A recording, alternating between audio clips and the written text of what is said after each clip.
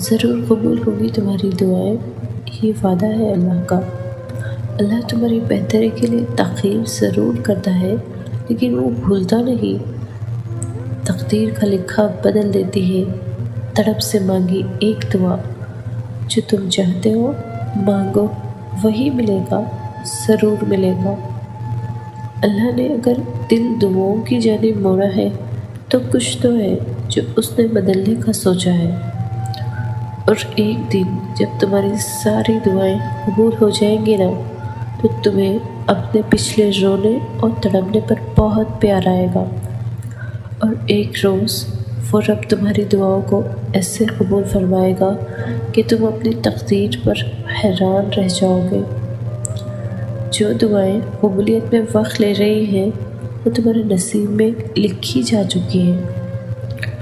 قبولیت کا انداز مختلف ہے، بس وہ یا تو دل بدل دیتا ہے یا من پسند راہ کھول دیتا ہے۔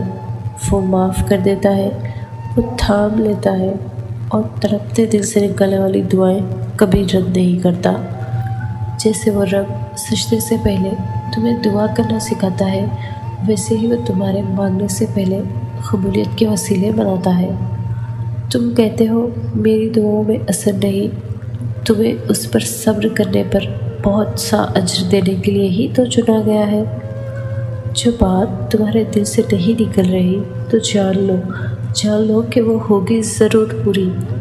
دعاؤں کا سلسلہ تم جاری رکھو، اللہ چاہتا ہے کہ تم مانگو، ابھی مانگو۔ آنسو دعائیں ہی تو ہے، اور ایسی دعائیں اللہ کبھی رد نہیں کرتا۔ اس کے روبرو ہو جاؤ، دعا میں گفتگو کرو۔